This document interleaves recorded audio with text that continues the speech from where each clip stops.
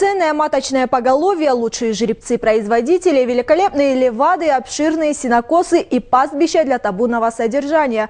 Наш следующий материал о конном заводе «Малкинский». Слово Азнору Аттаеву. Несмотря на финансовые проблемы постперестроечного периода, предприятию удалось сохранить, а за несколько последних лет возродить былую славу завода. Сегодня в копилке Малкинского конзавода сотни наград российских и международных конкурсов. Особая гордость коневодов – кобыла по кличке Эль Кераут, чемпион нескольких последних скачек. Специалисты уверены, у этой лошади большое будущее. Кобыла, которая сейчас со мной, у нее время. Я считаю, что это рекорд за дистанцию. На дистанции 1000 метров, 5 форлонг, у нее 59 секунд. Веру 100% у этой кобыла за этот сезон и следующий сезон. Она будет выиграть и будет у нее очень хорошее время.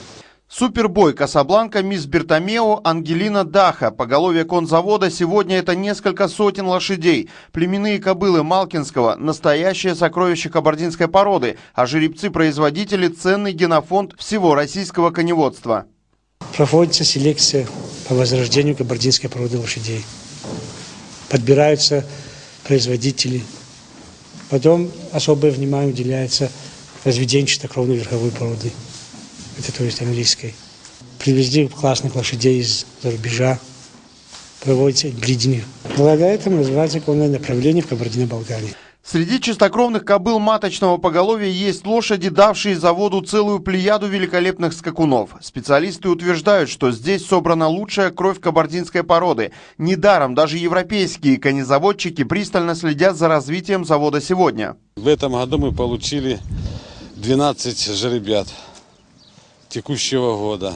Пополняем мы, они молодняк вырастает, отправляем на ипподром, они испытания проводят. После испытания они идут в маточный состав, и мы начинаем слушной период и получаем жеребят. У нас пополняется маточное поголовье. Территории хватает, у нас это самое, лошади по левадам раздельно, по 5 конематок по каждым левадам.